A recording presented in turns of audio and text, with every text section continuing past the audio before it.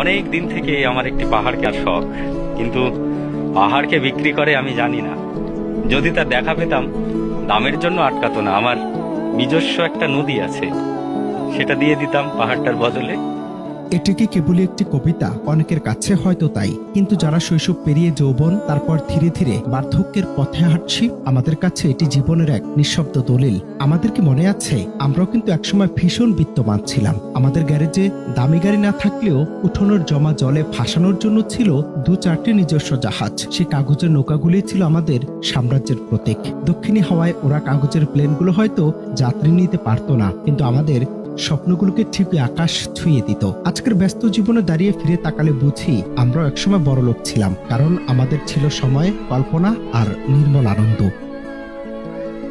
শীতের সকালে খড়কুটো জ্বালিয়ে আগুন পোহানো আর সেই ছাইগুলোকে আকাশে উড়িয়ে দেওয়ার সে উন্মাদনা কি আর খুঁজে পাওয়া যায়? শিশির ভেজা ঘাস যখন আমাদের দুষ্টুমিতে বাগড়া দিত, তখন হয়তো বিরক্ত হতাম, কিন্তু আজ সেই ভিজে ঘাসের গন্ধটাই সবচেয়ে বেশি দামি মনে হয়। জীবন চলার পথে আমরা ঘর হতে 2 পা ফেলে অনেক দূর এগিয়েছি ঠিকই, কিন্তু চোখের সামনে সেই অদেখা সৌন্দর্যগুলো আজ কেবলই দীর্ঘশ্বাস। আমাদের সেই শৈশব ছিল এক সত্যিকারের স্বর্ণযুগ, যেখানে সম্পদ মাপা হতো আনন্দের ভিত্তিতে।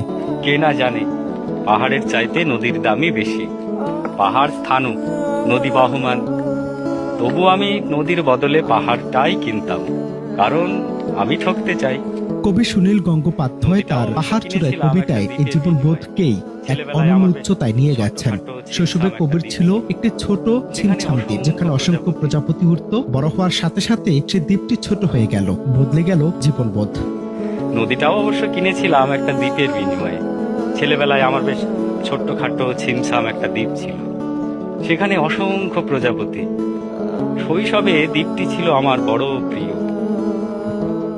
আমার যৌবনে দ্বীপটি আমার কাছে মাপে ছোট লাগলো।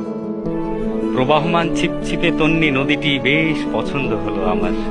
বন্ধুরা বলল, ওইটুকু একটা দ্বীপের বিনিময়ে এত বড় একটা নদী পেয়েছিস, খুব জিতেছিস তো মাইরি। যৌবনে তিনি মজেছিলেন প্রবহমান নদীর টানে। বন্ধুরা বলেছিল, দ্বীপের বদলে নদী পাওয়া তো বড় জয়। তখন আমরাও জয়ের আনন্দে বিহ্বল হই, মনে করি এগিয়ে যাওয়াই সার্থকতা। কিন্তু নদী আমাদের প্রশ্নের উত্তর দিলেও সেই পুরনো দ্বীপে ফেরার পথ আমাদের চিরতরে বন্ধ হয়ে যায়। এখন আমি একটা পাহাড় কিনতে চাই। সেই পাহাড়ের পায়ের কাছে থাকবে গহন অরণ্য।